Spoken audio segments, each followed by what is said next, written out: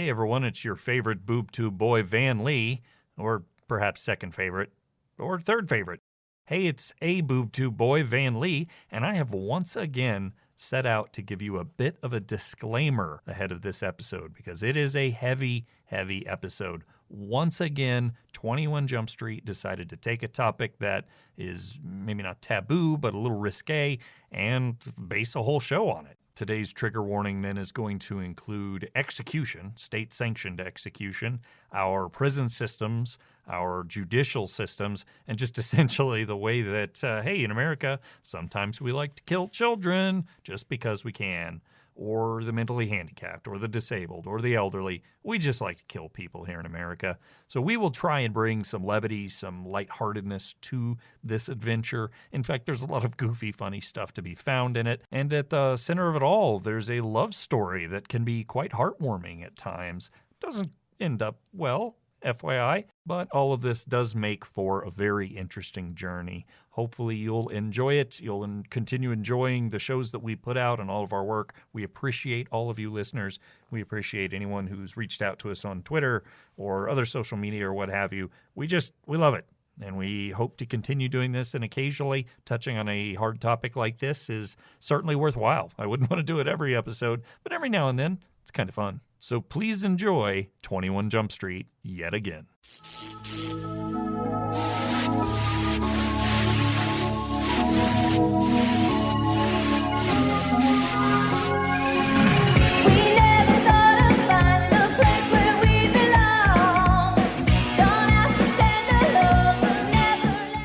Well, okay. I have not been looking forward to this, guys, but it's time to get into our second episode.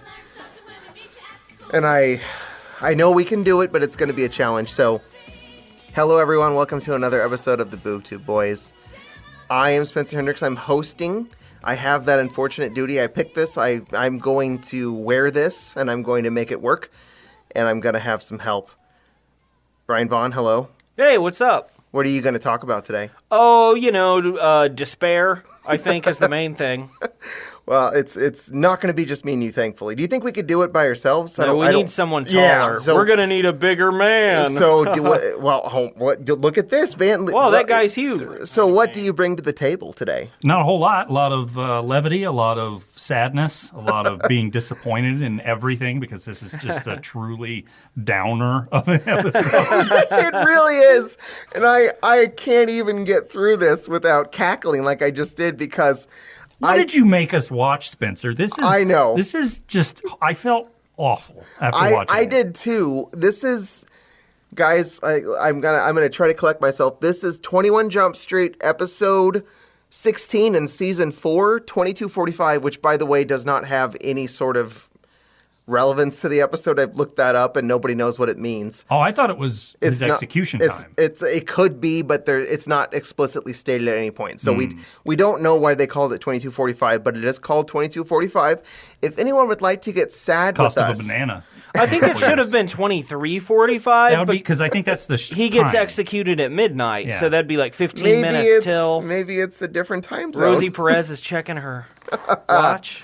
Let's not get too far ahead of ourselves here. Again, if you guys want to watch this horrible episode with us, and I don't mean horrible and bad, I just mean horrible as in you will question everything you've ever thought in your life afterwards. Season 4, episode 16, 2245, 21 Jump Street.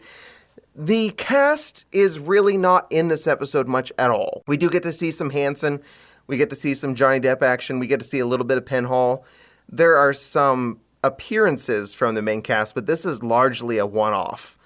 And I had no idea. I picked it because I was going through all of the episodes on IMDb innocently. As somebody who doesn't know anything about 21 Jump Street, and we've all established we don't know anything about 21 Jump Street. We're not jumpers around here. And this is my sister's fault. She watched a bunch of them. I doubt she even watched this one, so... Oh, hey, I wish you'd jump back from that ledge, my friend. I wish you could understand. Or, I'm Hayden Christensen. Look at me go through time.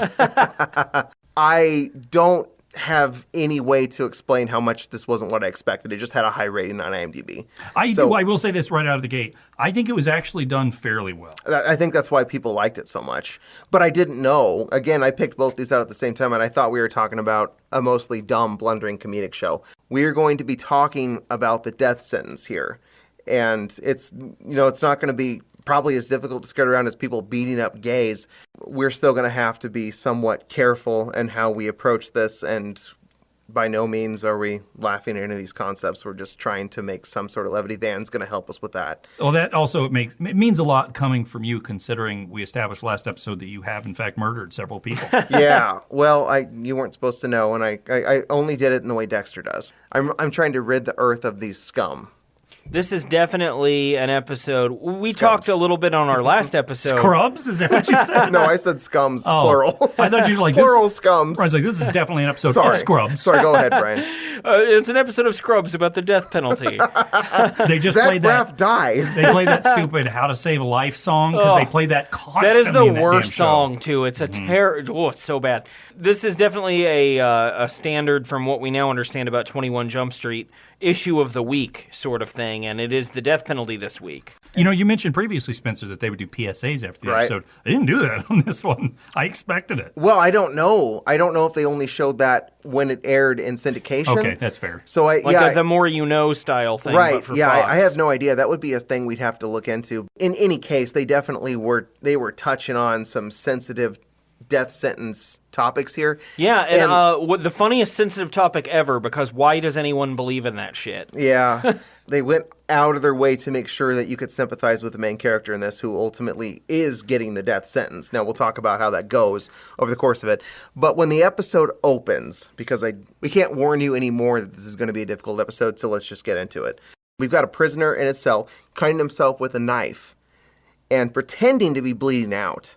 We find a guard coming in to rescue this prisoner who's bleeding out. And of course, the prisoner is ready. He attacks him. There's a dramatic escape.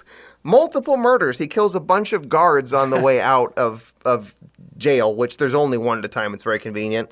He jumps off a building. He does a whole bunch of dramatic stuff. Lands in bed next to Rosie Perez, who is the main star in this episode, alongside our main character, who I don't even remember his name. We'll talk Ronnie. about that later. Well, no, I know his Josh character name. Richmond. Which he did not even warrant his own photo on IMDb. He didn't even have an actual, and he did a good job. I think he just now looks like a blank gray silhouette. Yeah. In any case, we've got Ronnie Seabrook. Is that it? Seabrook. Ronnie Seabrook is our main character. Seabok. Seabok. There's no R. Seabok. Seebok. Okay, so Bach. Like the shoes, Seabok. Yeah. Everyone's favorite sneaker. So he's in bed next to Rosie Perez, who is Rosie Martinez in this. And he is free from prison and in bed with her, the love of his life. And then we find out it's all a dream. And here's the intro music. Oh, man. My favorite part of the montage, the dream montage, is at one point he does the Rambo thing where he rises up slowly with just his head from wherever he is. Didn't have a knife in his mouth. I wish he did. But it was kind of amazing the way it was action-oriented. Very jarring. They sort of made this cold open dream sequence into like a horror movie, which is tonally strange. When he dove through the window. Yeah, and then, like you said, the rising from behind. I did think it would be like, what are you doing? Are you messing around with John Rambo? Yeah. But no, it's Ronnie Seabok. That's our introduction to Ronnie Seabok, who, as we learn, is really nothing like his dream. He's not really a violent guy. I wrote down, this fake intro sequence is awesome. Ronnie gets shit done. Then it turns out he sure doesn't get shit done. No, however, I would like to note, this is the third episode of 21 Jump Street that features the character Ronnie Seabok. Is it really? Yeah. I did not know this. Richmond Explain played it. this role in a two-parter called, I believe it was Besieged, earlier on in the show. Where they're setting up who he is, I'm assuming. So that later when it comes back, you'll know who Ronnie is. Okay, that's great information. I actually did not know that. So And he clearly has a relationship with Johnny Depp's character, which felt weird in this episode. It did. It was like, why is Hanson here? Which that's the next scene. Is when he wakes up from his dream, he's not actually escaping from prison. He is in prison, and he's on death row waiting for he can't get a stay this time. Hanson's at the bars, and he's pleading with them, hey, can you please record a video discouraging young people from doing what you did? Can you make something good happen of your murder? We don't know the details yet, or at least presumably. I guess they might have covered that in some of those other episodes. That's very funny that they actually did this with him beforehand. It's one of a couple of strange follow-throughs for the 21 Jump Street, a show that is pretty you know, it's kind of a run-of-the-mill network show in a lot of ways. But Although it was very successful, of course. Extremely successful. But they would go through painstaking efforts for certain things, like setting up Ronnie Seabach. Interesting, yeah. And then also, apparently, after Johnny Depp left, some of the cast members who were still there were starting to look older, so they added younger cast members and then explained it on screen, which is actually kind of impressive to be like, yeah, you guys aren't really necessarily as believable as high schoolers anymore. I like that. I do too. There's no better way to approach that by any means. Like, and this is a show that, imagine if they tried to do it for like 20 years, how could they have pulled it off? It's what we were talking about one of our first episodes of a sitcom running for 20 plus years, which of course I guess has happened with like General Hospital or whatever, things like that. I would call it a sitcom, but Simpsons is an example, but it's animated. Right, yeah. And I don't think they've done it for live shows now I think about it. Well, and just soap operas. Right, soap operas is the best and example. Wrestling. That's fascinating to know that there was some background and that it makes sense that maybe you would have had some attachment to Ronnie beforehand, but in this one here, we just get Hanson who's saying, let's make some good come out of this. And Ronnie doesn't want to do it. He's mad. I don't know what he throws, but he throws something very soft that lands against the cell bars, and it kind of plops Might to be the ground. A pillow or a dove. Something like that. And he says, I'm not doing that. And Hanson just kind of takes it. He's like, okay, whatever. I'm going to give you some time to yourself. And he has this line at the end of this scene, which this is what gives you the idea of what he's facing. I bet it just warms your heart at the thought of them pumping me with poison. And that's what Ronnie's facing, is a lethal injection. That is deep and devastating. I feel like we should lighten it up a little. Okay. Yeah, definitely. Well, last time you did hit or miss on that, so let's hope this is one of the good ones. Yeah, are any children killed? Well, this first one's from California Dreams, so yes, there are a lot of dead children man. involved. So this is another song that I thought I'd pull up Hell from California yes. Dreams. Brian, we'll see if you know it, because apparently you know all the songs. I'm sure I do. This one is titled, What Would I Do? And then in parentheses, without you. Candy and flour for my Valentine. Minutes and hours, you stay on my mind. Romance and love song, I'm down on my knees. Promise me you'll belong to only me. You know that one, Brian? I don't actually. I don't know how. It's going for like a sad but also horny kind of a thing, I think. Story of my Wow. life. Yeah, I appreciate the effort. I still don't think that really lightened the mood. It did make me laugh very hard, so that's a good thing. I almost Lighten choked. it. See? Yeah, I almost choked. Well, there's more. Don't worry. But we should Good. get back into this. No, we should. However, we can't get right back into the real-time plot because we have to do a flashback and explain Ronnie's. Not a dream this time, though. No, this is actually what happened. It's a party, from what I could tell, a drug party. A party with a lot of drug dealers. Right, and we learn Sounds awesome. there's an undercover cop here. I don't think we know he's undercover yet, but he's just aggressive as fuck because he's a rookie. He's a stupid rookie. Hot-headed. He's Gacy or a hot-headed. Wants to solve the crime fast. I didn't even write his name down. It was like Gacy or He Darcy. didn't appear in any. I think it's Darcy. Derry. He didn't. Who cares? He didn't appear in any other episodes. They put him on here to die because no one cares about him. Yeah, So and they probably, again, like a character who exists to die for the show. exactly, and he is being very stupid. He's coming at Ronnie on his turf and not doing an undercover job very well because he's like, motherfucker, you give me drugs. And he's playing his hand way too strong is what I wrote down. So Ronnie he's in front of a bunch of people and he has a reputation to protect. So he has to be like, that's not how it goes here. It doesn't go this way. So they're not on good terms right now. I'm king of this dirty, dirty house. He's got to protect his reputation. So The nothing Piedmont. happens here. Nothing happens here, but we've got the stage set. Ronnie's the king of the Piedmont. So now, this is great, guys. Now we cut to the scene on the porch where Ronnie is smoking something, right? He's got He's something. looking at the stars. I know that much. He's got Yeah. something in his mouth, though. I didn't know what it was. Probably- I thought he was smoking. I was going to say a dick, but we're on to this episode. Yeah, That was the last we It one. could moved be on. a cigarette. It could be like an earlobe of In an any enemy. case, what you said, the main theme is he's looking at the stars. Guess who comes up? No one other than Rosie Perez, a.k.a. Rosie Martinez in this episode. They didn't work very hard to change her name. And they bond over, she's just got out of a bad date. You've had that situation, Brian, right? Duh. With Vic Molina. Did you? He's an animal, baby. He is an animal honey, which to me means that he did not, in fact, do the right thing. Oh, Rosie Perez man. reference. You know, Rosie Perez, she was nominated for an Academy Award in 1994 for a movie called Fearless. Did you guys see the movie Fearless? I didn't. Was that with Richard Gere? Well, I gotta tell you, I have no idea, but now that I've clicked into the IMDb page, it tells me that a man's personality has drastically changed after surviving a major airline crash. Oh, no. So who was the main, like, besides Looks her? like Jeff Bridges, actually. Oh, okay, I did see part of that, Also actually. starring Isabella Rossellini and John Turturro, Benicio Interesting. del Toro. That This sounds is like a cast. great movie. Yeah, that sounds fantastic. Good job, Rosie Perez. We should be watching Fearless, guys. All right, so we know a little bit about her background. For now, she's just meeting Ronnie, which we all do after a bad date. We need someone like Ronnie to comfort us after we get... Yeah. To lick our hand. Give us drugs. I think it was just a kiss, but in any case, they're bonding over this bad date in the stars. Were you really looking at the stars? Yeah, I do that. Me too. But I don't tell nobody.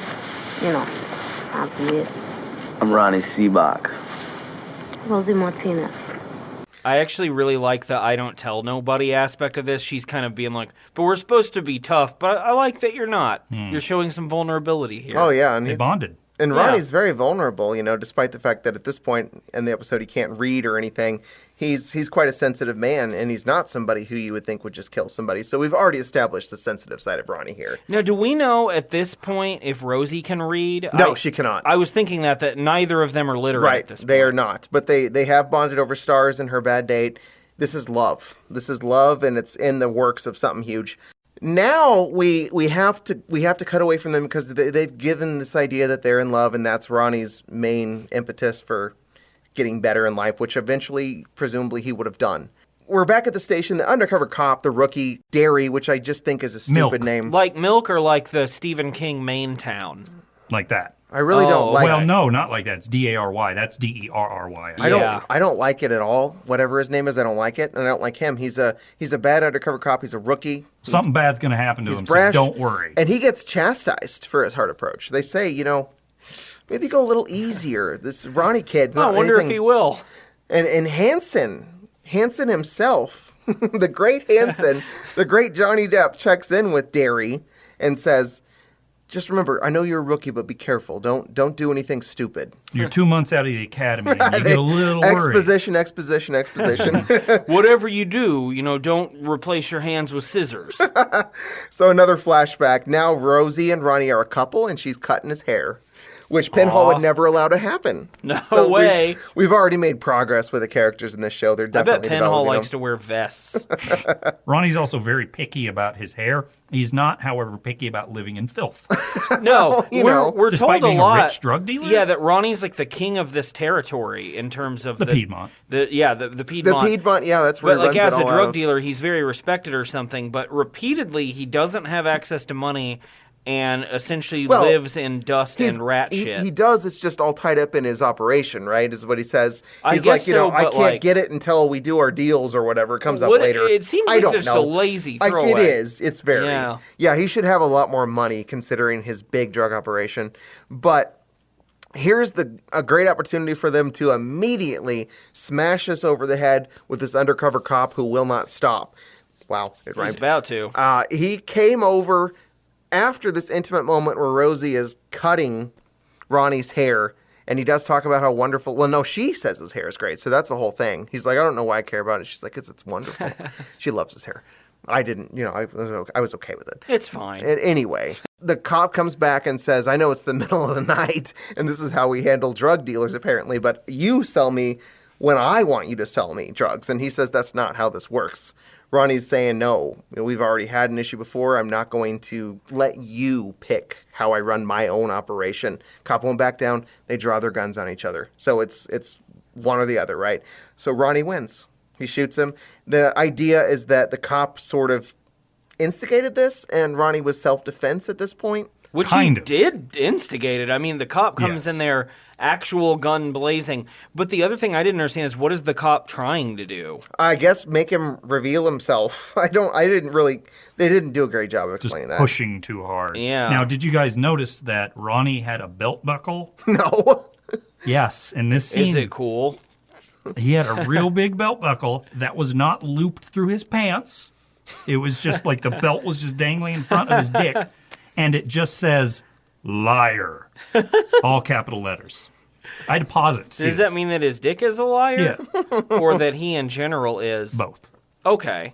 He should have used that belt buckle to disarm the rookie cop. Instead of shooting him, yeah. It's unfortunate. Now, did Han shoot first? Yes, obviously. Unless you're George Lucas. And They went back, right? They went back and made it to where he didn't they? Yeah. That's Because such George bullshit. Lucas Star is Wars like, conspiracies. he's a good guy. We can't have him do that. The whole point of it is that he's a scoundrel. We're Yeah. supposed to Good not thing. be sure. He's a little bit of a dirtbag. It's a good thing we're not nerds at all talking about Star Wars in the middle of a 21 Jump Street episode. Everything you just said sounds so nerdy for a podcast. Oh, the funniest thing, too, is like when I was rewatching these, as everyone does with 21 Jump Street episodes, Yeah. and I made myself a fucking fantastic meal. I baked me a chicken. Yeah. And I steamed some green beans, and I baked a potato, and I also had some whiskey. I got a little drunk when I was watching this. That's got to be the way to handle something with this sort of emotional So yeah, heft. I absolutely went all out in my 21 Jump Street. I got to make sure that That's it counts. Again, I'd already seen this, so I was just like, well, I got to make sure that I get the fine points at 22:45. Guys, we just had a cop die. Holy shit, that is big. Okay. Big What do you deal. want to do about it? Let's ease the tension a little bit by talking about Alf. Okay. In the last okay. episode, I had you listen to a music video that Alf created. This time, I've kind of taken some liberty with Alf, and I've decided to give you some Alf facts that are in Alf the facts. vein of Chuck Norris facts. Okay. All right. I'm into this. Tell me what you like. Alf once threw a grenade and killed 50 people. Then the grenade exploded. Once, a cobra bit Alf's leg. After 5 days of excruciating pain, the cobra finally died. I like these better as Alf jokes. That's great. Alf is the reason Waldo is hiding. Couple more here. I believe that one. That one Wait, sounds, hold on. That one sounds right. What about Waldo, Texas Ranger? He's just never there. You would never, Or you're trying to spot him. you would never find him. Couple more. Bigfoot claims he once saw Alf. Let's see. The quickest way to a man's heart is with Alf's fist. His big, meaty fist. Oh God, those hands. And finally, Alf is not afraid of the dark. The dark is afraid of Alf. I actually believe Alf could reach through a man's chest. What a delicious heart we have here. Now, guys, when you're in Texas, look behind you because that's where Waldo's going to be. What if they went that route with those books? Find the creepy Waldo. Now, Stalker Waldo, I know pedophile. you're part Cherokee. Well, we've invented a new character here, and that's great. I love this. So again, yeah, cop died. We've talked about Waldo, the cop. Actually, he's not dead yet, so you did jump the gun a little bit. He's in bad shape in the hospital. Captain Fuller, who is back in this episode, good job, Stephen Williams. He orders double shifts to find Ronnie because they need to bring this motherfucker down. Hanson wants vengeance. He's quite bloodthirsty at this point. And he's taken by Ronnie. Yeah, he really kind of wants this shit to go down. So everyone's mad. This cop is on death's door, and we've got to find Ronnie. Ronnie has no idea that he has killed a cop at this point. He thinks he doesn't realize the undercover part of it. So he thinks he just killed some random guy with a normal posse. He doesn't think there's anything connected to it in law enforcement. Because he does believe the guy is still some sort of affiliated drug dealer. Right, yeah. And so he's worried about the posse, not about the law enforcement part They of got to things. get out of town. So yes, that's actually, though, before we do that, though, we go back to the prison. It's real time. Ronnie's moving cells. I'm not sure why, but they put him in a different place. The guard informs him he has 18 hours left unless his stay gets continued. And they ask him if he wants a spiritual advisor. He says no, which I respect. You did this wrong. Okay. Because according to Ronnie, multiple times in this episode, what you should have said was the guards asked him as to whether or not he wanted. He so such and such. deliberately says He's act. very It's over the top. He's very informal. I respect that about Ronnie. I don't mind. The guards are also enamored with Ronnie. They which get I along find quite endearing. well. Yeah, Everybody and there's- loves about the dog. Ronnie. Well, and don't you?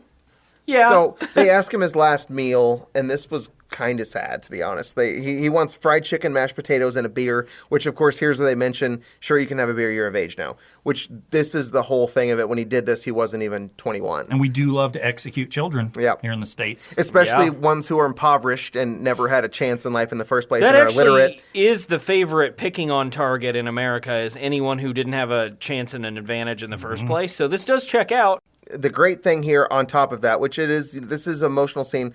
I did not write down who the guy who's constantly checking in with him and his arrangements. The in last turtle meal. man? Big red turtle man? I didn't see who that was. I don't know how the prison part works with that, but he is constantly in these scenes, and he's very. Big.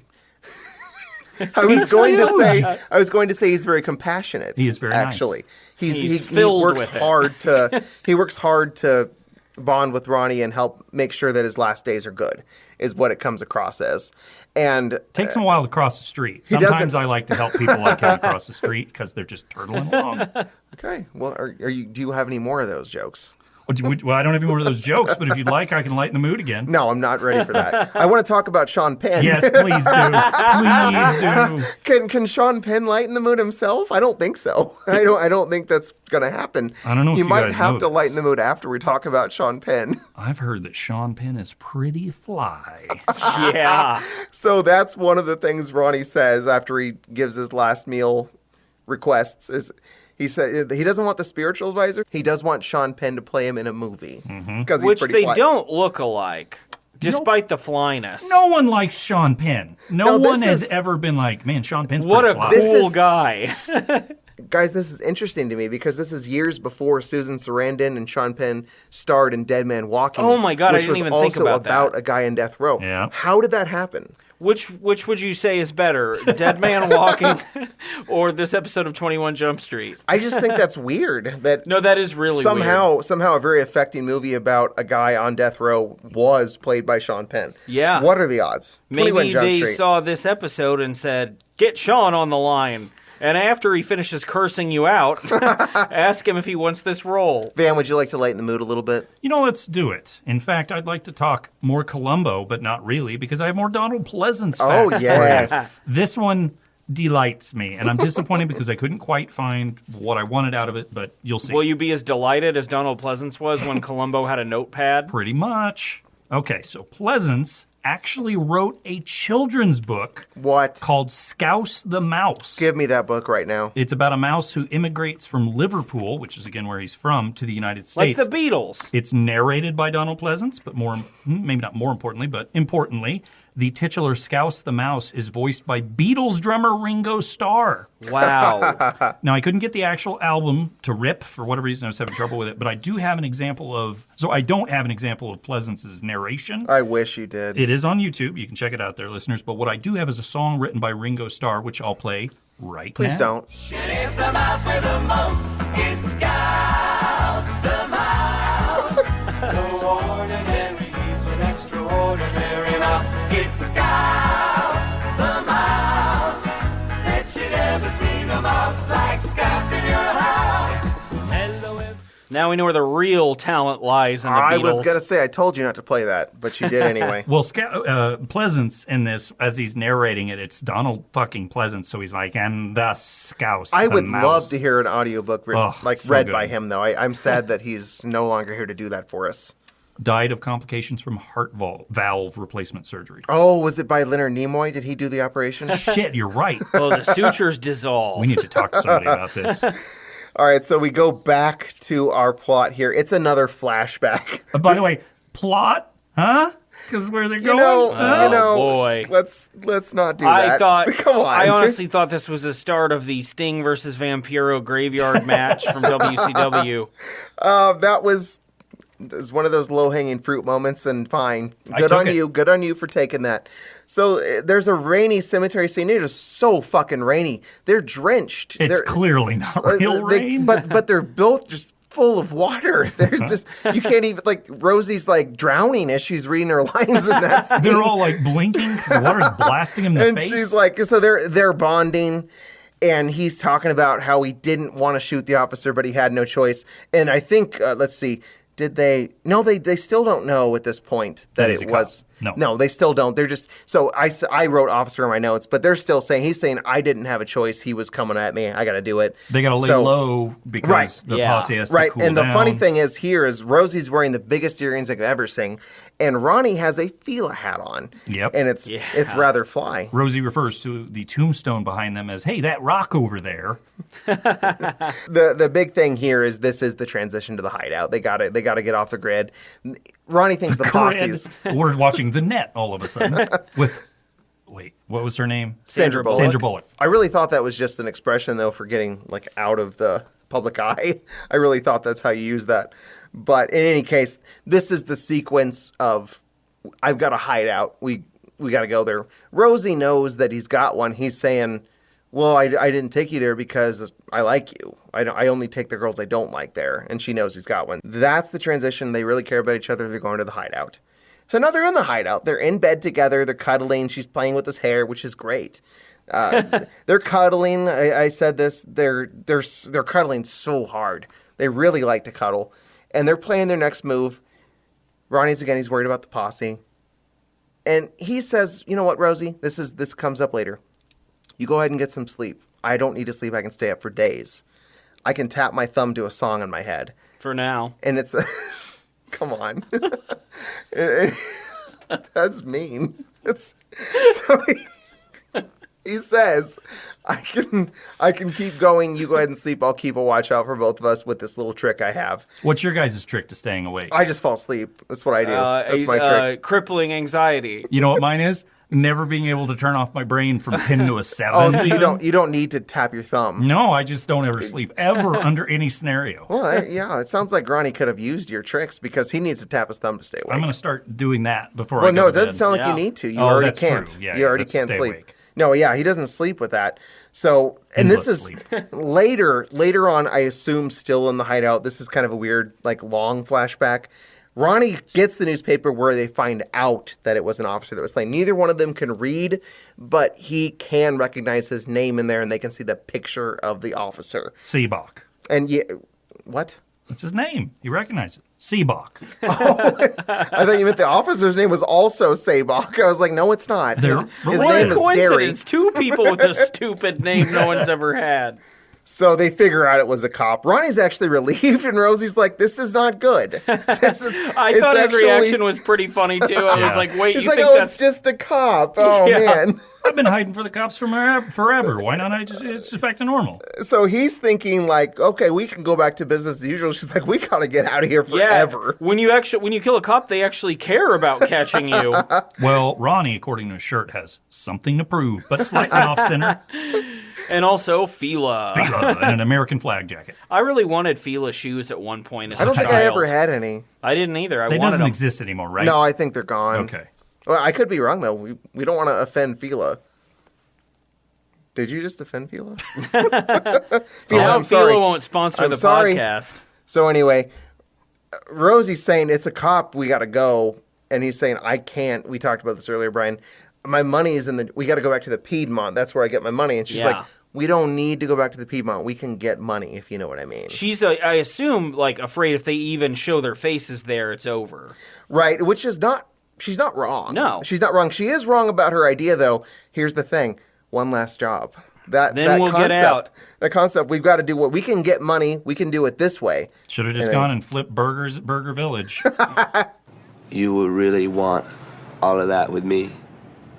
Yeah. And you're saying we just do one thing and then never go back? Yeah. Yeah, Ronnie, let's just steal a bunch of money from somebody and we'll be fine It's from a then on. foolproof plan. If we just rob one small convenience store, we'll have enough money to last the rest of How our much lives. money do they think that convenience store has? That'd be $8. That's Yeah, it. that was my first thought. Is like these are supposed to be like career criminals, Upper end criminals, yeah. Yeah. Like they're the top of the cream of the crop. the cream of the Piedmont crop, at least. Before we get into this brilliant plan to rob this convenience store, let's take a quick break. So more 21 Jump Street after this.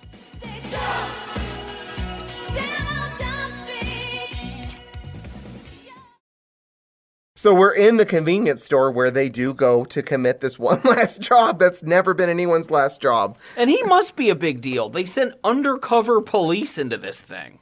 What? To, like, Ronnie in general. I'm backtracking just a little bit about how Ronnie has no money. Derry. And must They be sent him a that. total yes. kingpin. I thought you were saying the convenience store was like actually they were waiting on him. It was some sort of heist. No, for the this police clerk is side. very with it. No, he is. Is that what he is? Well, guess. this is interesting. We'll talk about this. So I don't really understand this scene much. I don't understand it much, and maybe we can figure it out together, guys. He decides Rosie should have the gun. They only have one gun. He's going to pretend to have one. He's going to give Rosie the actual gun. And they're going to go in there and hold up this convenience store clerk, which again, God, how much money could he even have? That's not going to be the thing that's going to spring you to the rest of your life. But in any case, the clerk doesn't buy it when they do this. And they're fortunate that it's just those two and him. You're telling me that the two illiterate people came up with a bad plan? But they're Somehow. good criminals, apparently. They've survived this long. They've won They don't all need the to dirt read in to- Piedmont. They don't need to read to be able to hold up a convenience store clerk, but they did it terribly. The clerk is more than they bargained for. Rosie holds up the gun, and the clerk lowers his hand. Later, she says she thought he was reaching for a gun. I thought maybe it was like some sort of police panic button or something. Oh, he did that earlier. Oh, he did. Why So did he what do it then? happens Why is- did he do it upon seeing them? Well, okay, I'll tell you what happens. He's you putting know, stuff good. away. Yeah, I watched this several times. He's putting stuff away, and Rosie has come out. She's pulled out the gun already. The guy's putting stuff away, not facing them. He sees the mirror, the big round reflector mirror. mirrors that they sees have. her with the gun. He realizes, oh shit, something's going down. So he goes over to the register, locks it, takes the key out and sets it to the side, And hits that pushes button. the police button, and then starts to walk away. He's going to go to the back and just get out of the way. That's when Ronnie says, like, hey, man, come on, help me out. That's when it all starts. Then when Ronnie's solution to getting in the lock register is to bash it with a screwdriver. It seemed foolproof to me. I was Yes. on board. So then the clerk goes, come on, hang on. And he starts to walk over to grab the key to unlock it for him. That's when he reaches down to grab the key. Rosie freaks out. Bam, blasts Shoots him. him. Think he might be reaching for a gun at that point. Yes. And that's Why- what she says later in the episode. Why do you guys think he gave her the gun? I have no answer for. The only thing I can think is he was like, well, I want Rosie to be armed in case shit does go down. I can see So she I'll can have to protect fend herself. for myself. The Right. white knight thing, yeah. Yeah. Okay, well that's actually a good one in that case. I think that makes sense for his character. So it goes very sideways. I was wondering. It makes sense. I thought he hit something, but I didn't know why he did. Because as soon as Ronnie holds him up, the cops are there just instantly. It takes no time at all. Which, if he had hit the button when his hands went down, that would have been 2 seconds later. They came. The cops are there. They surround him. They can't get out. They're both caught. This thing is foiled me. That's the worst robbery I've ever seen in my life. Yeah, and Ronnie's big escape plan is the back door. Let's go out the back door. They There's should've no way the listened to- cops will think of that. Should have listened to Alpha and gone out the side door. Oh, man. We just saw another murder That's how you here? escape Nick the Fish. Yeah, this has Oh, been pretty crap. brutal. I wish there was something to offer a little bit of levity. You're so big and strong. You scare me. You don't know what scared is yet. That's right. That's someone talking to Walker saying, you're so big and strong. You scare me good. I don't know what the hell's going on in this clip, but it frightened me, so I had to I play it. bet you Chuck Norris loved that too, of like, I am. Well, he big and probably wrote the strong. line. He probably Yeah. and then had him say it just the right way. He was They'd probably like, on his Bowflex when the line was said. This is another one of those times I'm going to have to call you out. You did not lighten the mood at all with I that. think I lighten the mood. No, I no. heard Brian giggle. You I did I mean, giggle. I was giggling for all the wrong reasons. But it wasn't the Which is- noise. No, it wasn't Yeah. full giggle. You have to maybe. work for that shit. I got to be honest. I don't think we're going to get full giggle in this synopsis Oh, here. we will at one point. Oh, you think you can do it? Okay, if you can bring it out, then that's fine. Now that we've talked about this convenience store failure, And we've watched the worst version of natural born killers that has ever existed. well, they're better people than those. Oh, by far. These Yeah. two are at least likable. They weren't born to do it. Now, real quickly, was that Juliette Lewis? What's her name? Who Yes. was in that? Who was the guy in Natural Woody Born Harrelson. Killers? Oh God, how did I forget that? who was also in White Man Can't Jump, who was also with Rosie Perez. Yeah. Kevin Man. Bacon 6 right degrees here. of Kevin Bacon, or like 2 degrees of Rosie Kevin. Perez. Wasn't that much degree. It wasn't that much degrees. There were what I less just degrees said. to that than the degrees of belts that Chuck Norris has in karate. Oh, there's so many degrees in that. Oh my Are there? God, have you? I can't count that. He has high. at least 3 principaling belts also. Scott Miller. He's the best principal I've ever met, personally. You know it. We're best friends. So we're back to the prison. It gets pretty dark here, so it's good that you lighten the mood with that horrible Chuck Norris thing. They're measuring him for his suit that he has to wear at death, like after he's gone. You know, they have to dress him up after he's been pumped full of poison, is I think how he said it. You gotta bury him. And they say, this is a little bigger. And he says, I'm still a growing boy. Again, we're Because talking he's about... a child, essentially. We're really hammering home the point that he is very young, and this probably isn't the fair punishment for him. Which is, I get what they're doing, and it does make the story sadder in a sense, but also, there's a lot of lengths gone to by the episode to be like, see, you shouldn't want this man to die. And I feel like that we should all start from the point of not wanting someone to die. He's doing his usual silly thing. He doesn't want a blue or brown suit. He wouldn't be caught dead in either, I think is what he says. Gotta Hell be no. pastel And then or we've American got the- flag shaped. We've got Fila the... suit. Guys, shut the fuck up. This was a scene that really upset me. He dictates the letter to Rosie, and I actually thought that was extremely sad. Now, Oh, yeah. now, Van, I didn't mean to upset you. No, You got I'm really mad. done. Go on. I'll stop talking. No, Never honestly. mind that I have all sorts of stuff planned. We're done. Finish your show. Go on. On my show, I'll do the whole thing myself the rest of the way. No, honestly, the only reason I got that I got worked up because this scene really made me sad.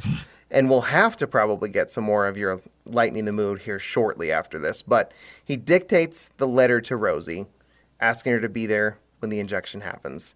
And I thought, and I know this guy's not like a successful actor in any way, but I thought that the way they presented this scene was pretty effective. I thought this was one of the more effective scenes because it also isn't necessarily wallowing in like, it's not trying to do anything other than show Ronnie's affection for Rosie. And he's slowly coming to the realization that maybe this stay of execution isn't coming. Right. He's Yeah. kind of gotten that idea. And you get the sense, too, because he wants to write the letter himself, but the guard won't let him have sharp objects in the cell. He's learned to write. He's like, Yes. I almost So- said legitimate now. He's literate now. He's a legitimate person. So, You don't count until you can write. well, it's kind of true. But anyway, this is a strangely well done and affecting scene. And it's the letter he writes is, it kind of got me. If those dogs do this to me, would you please be there? Please be there if that happens. Anyway, I miss you. Stay out of trouble. Ronnie. So that was, he definitely really, they had a real thing. It was a real thing, and he really he knows he's about to die, and he wants her to be there. And it was sincere. It was from the heart. So you get that side of Ronnie again, the sensitive side. We are now going to go to a different prison scene. I wasn't sure what this was. This is Judy and Hanson talking to Rosie, actually. And this is real time. Again, this is not a flashback now. They're talking to her like, what really happened? What went down in the convenience store? What Yeah. did go down? And also, Hanson's wearing a hat in this episode that was noticeable. I did put a note about that. I thought that was a little strange. She was dressing up. Until but, you realize it's Johnny Depp. He loves hats. So they grill her just enough to where Rosie admits that Ronnie won't tell what really happened specifically for her because she's the one who did it. So they have this information now. And I believe this is when she's being released from prison for from her sentence. So this is the last-ditch effort of the cops to we need to figure out what happened. Let's interview her now before she's just gone, disappears. Yeah, and the timeline here is confusing to me. A little. Is Yeah, she's getting it released got and then weird. Ronnie's getting executed 4 seconds later, and usually execution takes years. Oh, yeah, and that's a lot of the complaints of this episode is that realistically it would be 25 years after he committed the crime before he was Yeah. killed. Yeah, they really, justice moved very fast in this thing. But it's because he was young and impoverished is the takeaway from this. Kill him! Kill that Ronnie! Even better now that you've said this, we go to some sort of break room, which I assume was a court, and a lawyer who's very heartless is talking about how they can definitely get Ronnie on all kinds of charges. as an adult. And we don't know anything about the lawyer, but he is talking with Penhall and Hansen. And they're kind of discussing how this is going to go, how the case is going to be presented, the details of it. Hansen suggests Ronnie might have shot the cop in self-defense. Might be onto something. He comes out there with, like, who knows? Penhall does not agree. No. Penhall says, hey, the system has worked for them so much. The system needs to work for us cops one time. Man, and finally, unfortunately, Yes. I have to come off there my we go. Penhall love. I was waiting. I was going to say, are you still going to stand up for Penhall No, now? he's a piece of shit now. You know what this show did a fantastic job doing right here? This scene is showing that the U.S. court system is just hot garbage. Yeah. And you have to paint a narrative sometime because, for example, the concept of not getting evidence correctly, those are in place for the right reasons. Sometimes that makes lawyers and judges paint a different picture than what actually happened to get the Whatever it prosecution. takes, yeah. To Whatever it cater to takes the for them to rules, so to finish speak. their job, yeah. And that's so stupid in a lot of ways. I understand why it's in place because we have to have these protections. You can't just have cops barge in and take all the evidence they want No. because they could plant it. They could, And on they on. would. But it also makes certain things just awful and atrocious to deal with. And a lot of people don't understand that. Like when you say something crazy that somebody got persecuted for such and such, a lot of people be like, well, that don't make no sense. He didn't commit no crime.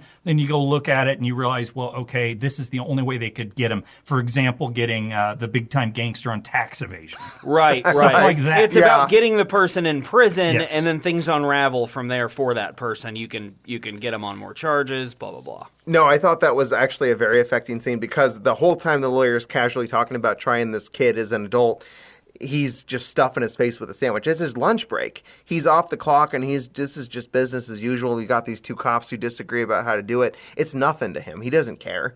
He's just going about his day, and this is another case. And it gets lost in the scuffle. Yeah, it really makes Van's point there in a sense that you see them as just treating it as another day at the office and not anyone's life. Not any child's life, Yeah. essentially. Yes, he's an adult now, but what he did was when he was a child.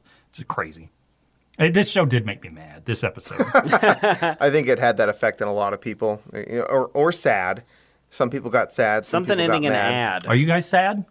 I was, yeah. Yeah. Well, let's fix that. Oh, because good. Thank God. I have a clip from I actually Hercules. wasn't sure. I was going to just end the episode here until Just you stop. said that. Well, Hercules, I want to tell you about an episode towards the end of the run.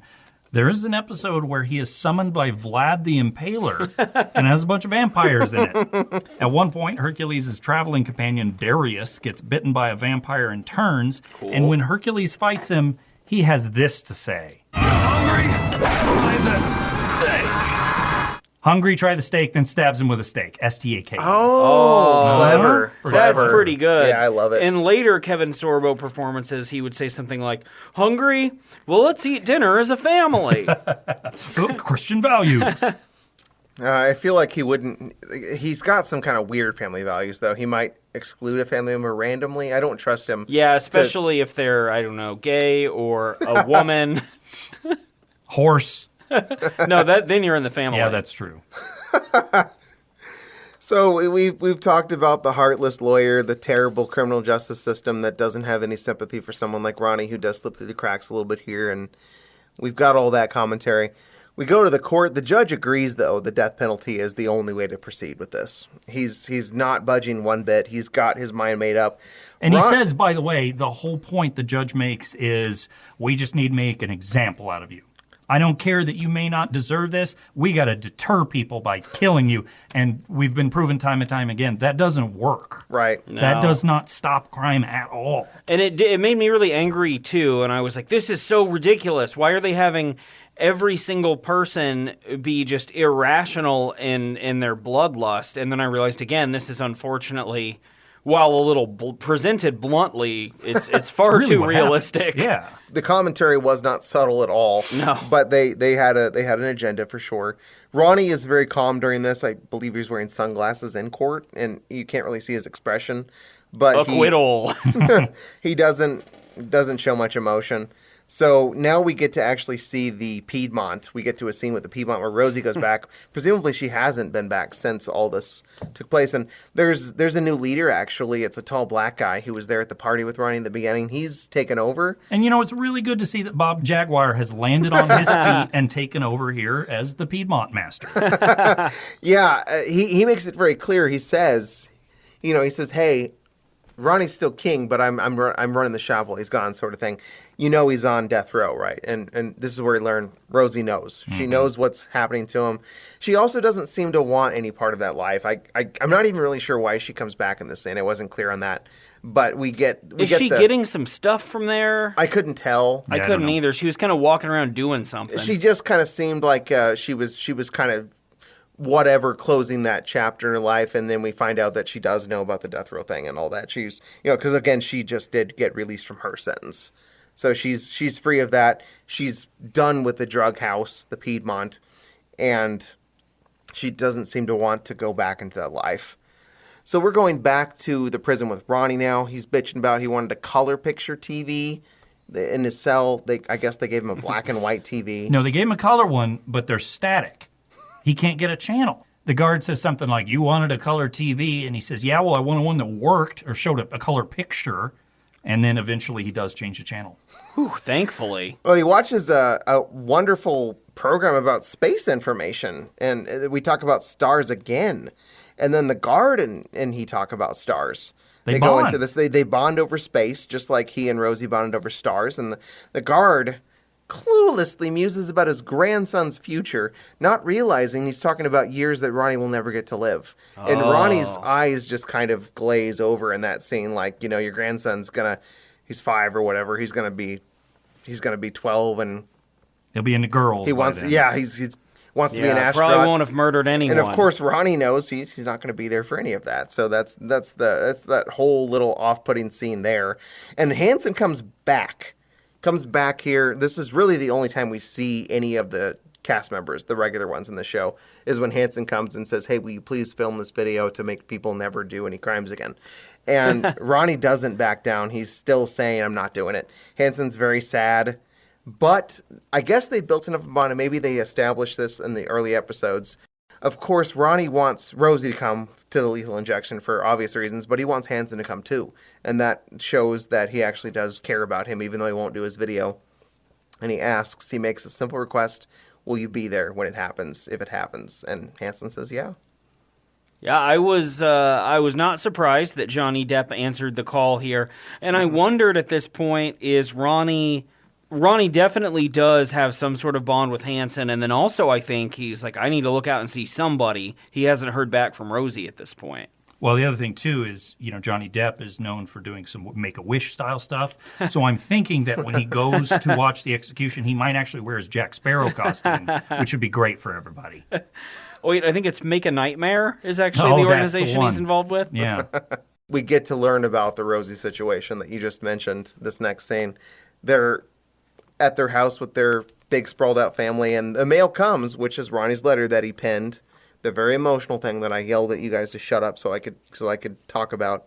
And no one can read. They specifically say the mom says, you're the one who can read around here. And they give her the letter. She reads it quietly. She's very sad about it. She's affected. She puts it away in her purse, I believe, and just walks away, and that's the end of that scene. So we know at this point that she has heard from him. The mom says, does the letter have anything? And she goes, nada, and stuffs it in her purse. Yeah, she won't talk about it. She doesn't. And we know Rosie learned how to read. They both did. Good for them. We go back to prison. Ronnie's talking about the great attractor to the guard. They're still talking about space. He's, by the way, very much right. He got it right. So he did. The great attractor is essentially a mass that we don't know what it is. The problem is the Milky Way galaxy. When we sit on Earth and look out into space, we're essentially looking at a flat plane. And the Milky Way obscures where this great attractor would be. So we don't know what it is. We just know that gravity's pulling the Milky Way galaxy, all of it, as well as other galaxies towards it. It's all very upsetting. I agree with Ronnie that it makes me feel weird. The whole time I was like, where's this great tractor? Carl Sagan talks about it a lot. He says, I was riding the great tractor across the billions of stars. Nothing rides like a deer. the element here that we get into the cosmos is very affecting, and Ronnie definitely has that sensitive side, as we talked about before. He gets his last meal, which does look good. I really don't understand the last meal concept, because who could ever eat knowing that their life's about to end? They don't really do that anymore, by the way. I've heard that. I didn't know that. I've heard that the prisoners actually have to make the meals, and they were getting mad because they had to make them, and they were just going to waste. And it was partly from governors who were like, these are scumbag humans. We shouldn't give them nothing. It's like, they're still humans. Treat them Ain't well. no kindness. I won't even permit them breath. But honestly, though, seriously, I don't know how you could think about what you wanted to eat right before your life was about to end. I don't get the concept at all. But he gets the meal. He is worried when he gets the lethal injection that they're going to make him sick, and I guess he's worried it's going to come out or something. I think he's worried he's going to like vomit or poop his pants He's or going to something. puke up the last meal, and he's concerned about that. He thinks Rosie might be there. Yes, he is worried about that still. This is another one of the scenes with the guy, the turtle guy, that we don't know his name, and it's not important. He's, again, very empathetic here, and he's another affecting scene where he says, "Is this medicine going to make me sick?" And he just calmly says, "You'll be okay," while he gives him his last He meal. won't be, though. Well, I mean, he'll be okay through the meal. Is essentially the only important part there. It's another thing where he is bonding with all the police staff. They all like him. Everyone likes Ronnie. Ronnie's a good guy. He doesn't deserve to die. Astrophysicist, so he's kind of smart. Could have been. All that from looking at the stars. So now we see Rosie. She's packing up all her belongings. She gets a picture of her and Ronnie. She checks her watch. She knows what time it's going to happen. She's not going. She's just putting all her stuff together and she's leaving. And that's what you see in this scene is, she obviously cares for him deeply, but she's not going to be there. She can't watch him die. She just can't do it even if he wants her there, and she needs to start a new life. I feel like, that's understandable. This might be tone deaf on my part. Why did he want her to be there so much for his death? I mean, that's the finality of it. He wanted to be calm. He wanted to have that calming presence, someone he loved there to watch him. Because he has no one. I wouldn't want somebody to see, like someone I cared about, see me die. But he does. And that's yeah, just it's a like different this thing. ultimate loneliness. I also think in this weird way, I think it's like, I could see Rosie one last time. Right, Sure. yeah, romantic sense. Instead, he gets Johnny Depp again. Because Hanson definitely does come. We get As well as a just cadre of who I don't know Yeah. who that was, but the time has come. Hanson, and I put this note, Hanson and the rest of the death spectators arrive. Because I don't know who those people are either. I guess the undercover cops family? I don't know what it is, but they all come in. There's a bunch of them, and they make a point to show. There's no dialogue in this scene. This is where it starts getting very uncomfortable.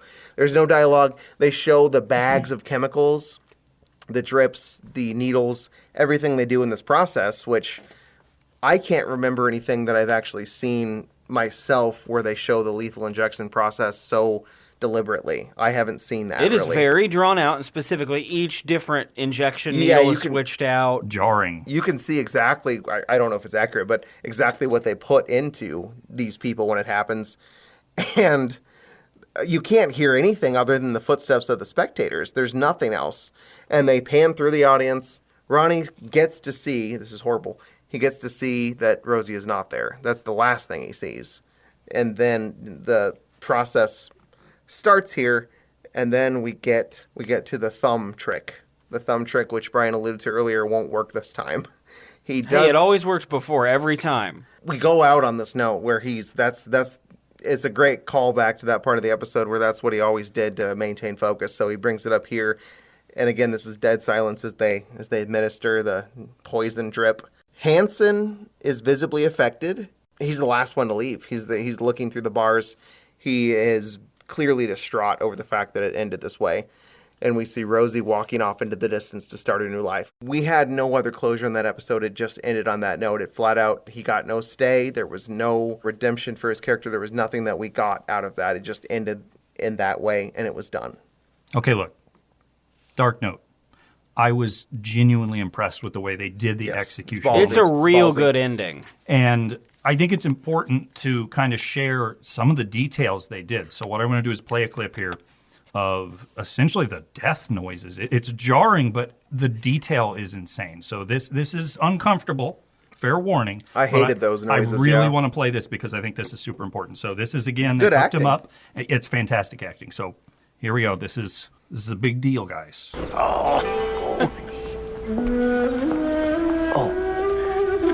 it to the bath.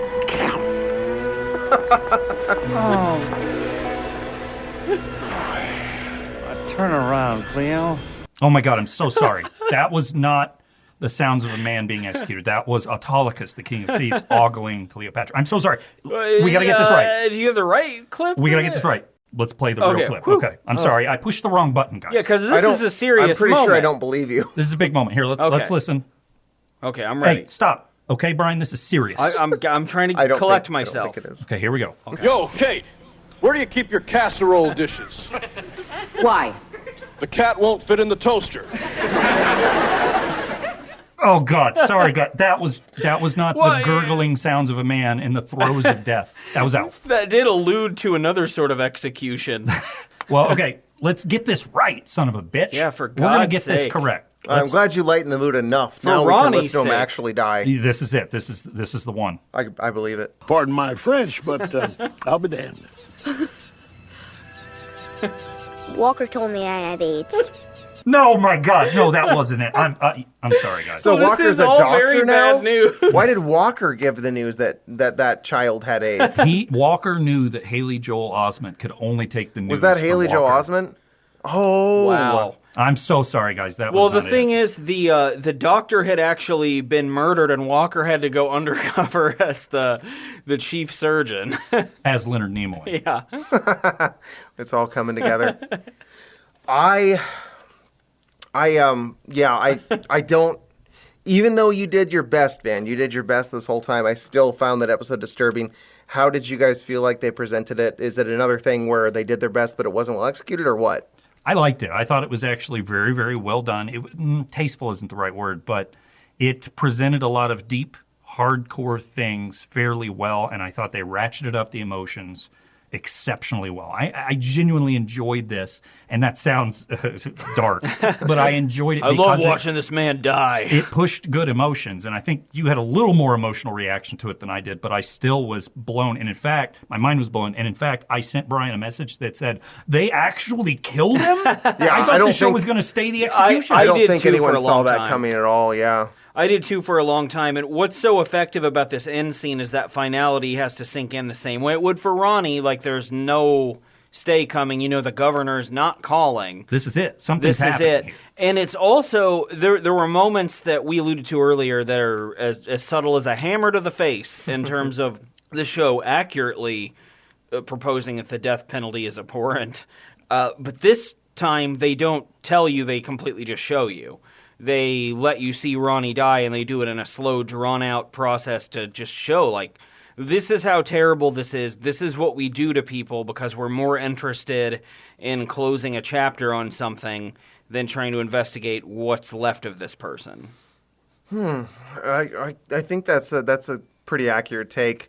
Do you guys think that we should have gone with a different second episode? No, I think this was. I'm glad this was we good did to talk this. about. Yeah, and it was unusual because we got to know the 21 Jump Street cast last episode, and they're not really in this. No, not at wonder, all. Too. Okay, so we discussed Johnny Depp wanting out of the show because Johnny Depp's Yeah. Johnny Depp. Is this a moment of we Might just have gotta been. fill time? Yeah. Let's do a Yeah. story. He was only in, 3 scenes or whatever. It was the Xena thing where it's about Joxer and Gabrielle, and Xena's barely in it. It's sometimes they have to do something, so they just have to fill time and make an episode about whatever. Yeah, and they could had to be. get a little creative, I think, at this point because they knew Johnny Depp was gone for sure at this point. Right. Because this is the back half of season 4. Well, it's interesting, though, because it is in many ways a well-done episode, and even though Ronnie, the actor, he didn't do much, he did a really good job. I thought he played the role well. He did that. I'm sure he didn't have a lot of range, but Yeah. the dramatic elements worked quite well, I thought. And he said axed at least twice. He does. And Rosie Perez, for her part, Of course, yeah, we can't forget that she was she in acquits this. herself well and also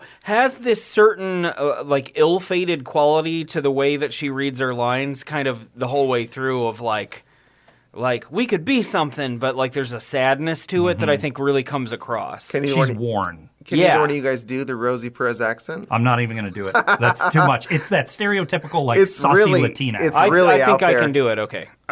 Let me get ready. We can do multiple takes. Yeah. Take one. Yeah, go. Just one more thing, Ronnie. Yes, nailed it.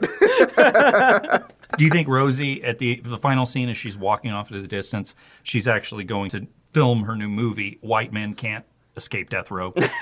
I think so. I think Woody Harrelson was actually in the background if you look pretty closely. He's In the peanut gallery of the murderer watchers? He's there and he's waiting for her. So yeah, that's probably a good point there. We did our best with this one. We tried to make it fun for you guys. We probably failed.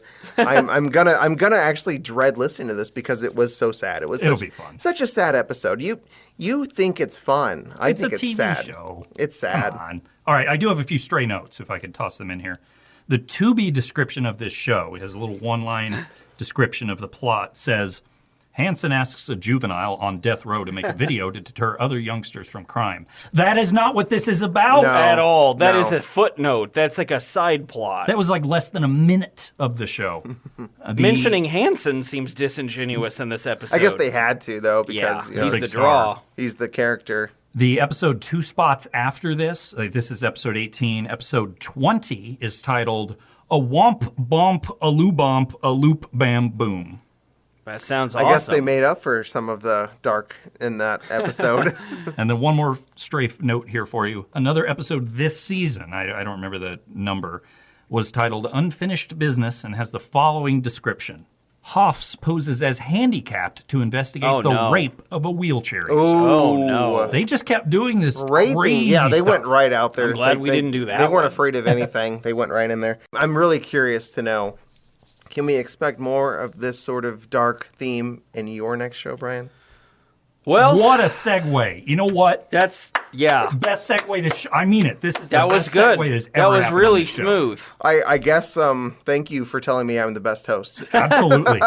Put it, stamp it, correct. There you go. Well, we've been talking about a lot of heavy topics. My eyes are getting weary. Oh, he's crying. Brian's You crying. fucker. Fuck you. My He's crying back because is of those getting pickled tight. sandwiches we ate earlier. Listen to the Patreon. Are you paying attention to what he's doing? No.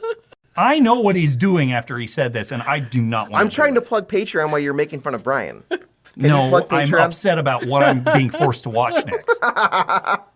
Can you plug Patreon real fast? Hey, Yeah. if you like what we do, check us out on patreon.com/Bootu Inc., where you'll get bonus shows, at least one a week, as well as extra content. This week's bonus show, like Spencer just said, we ate a bunch of shit. And it was shit. It was hilarious. Oh, yeah. I'm sick still. So if you want to hear us suffer, yeah, please give us money. If you want to suffer, tune in next week yeah, as Brian but- presents. but I don't know also- what this is going to be yet, so I'm glad you know. But also, yeah, you can suffer along with us by listening next week as we discuss the fairly recent show King of Queens, starring Kevin James and reformed Scientologist Leah Ramini. The episodes we'll be covering. Season 2, Episode 14, it is called Blockbuster. That's 2 separate words. Season 6, Episode 7, it's called Secret Garden.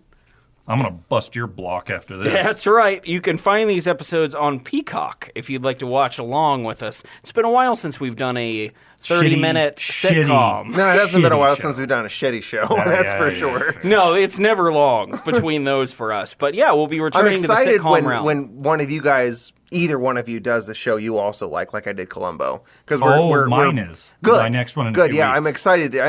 I'm not saying we should do that every time, but I'm excited to hear one of you guys do a passion project as well, instead of one that we're all going to mock, because we are going to mock King of Queens a well, lot. I always have to go after you currently, and that means That's why we got to change the that order. means hour-and-a-half long dramas. So I have I have mean, to 21 change Jump things Street up. was not an hour and a half. It might have felt like it, but it was not. It was not even as long as Walker. Walker was 6 hours. That's about all we've got. So I'm glad that we've gotten into this whole thing. I meant to do a comedy this time, by the way. So I feel like that was a deep cut and it was unfair. I meant to make this a stupid thing. We ended up talking about the most serious things we ever talked about in our lives. I don't think our relationship is as good as it used to be. We've all kind of disagreed about the death penalty and gays. We're all bigots. Actually, if we were all bigots, we'd be in great form right now. Yeah, we'd have been like, you know who's great? grade is Jackson. General First Sergeant Reporter You know, I really Jackson think that or Rick whatever. Adderley guy had it right the whole time. Demarest is my favorite. So, You know who else has it right? The state of Texas. so we're going to leave it there for this time, but I hope you guys are excited as I am to talk about Doug Heffernan. Yeah, and by the way, what if I liked that show? Actually, it's won't. not that bad. There are some You don't episodes. and you won't. There are some episodes that I kind of half laughed at. There's one joke I really laughed at, and it was Jerry Stiller saying, Jerry Stiller's in it, exactly. funny. He can't be all bad. He's like, there's this pizza place you got to try, Doug. It's called Domino's. And Doug's like, Domino's, you fucking idiot. I wish he said that. Yeah, we will be watching a show that does feature Jerry Stiller and Patton That's Oswalt. cool, yeah. Honestly, the talent in this is fine. Like, Yeah, and Kevin James. he's funny, like sometimes. You know, Mark Maron, king of podcasting, thinks Of Kevin course. James is the funniest person on the planet. No joke. I've seen him Really? be funny. Like, I don't hate Kevin James. I do. I detest don't hate him. If you make fucking Paul Blart twice, Well, you're no, done. no. You were done. We're not talking about Paul Blart. We're talking about Kevin James, who made Paul I'm Blart. not I think talking I about made the Paul right Blart. choice. We're not talking. We've got a little bit. We're going back and forth here. This is going to be so exciting next week. Please join us as you hopefully always do. And also, don't forget that we have those bonus episodes. We ate a bunch of nasty things, and I'm really excited about you guys finding out about that. So please just pay a bunch of money so you can learn more. And we will be back with you next week.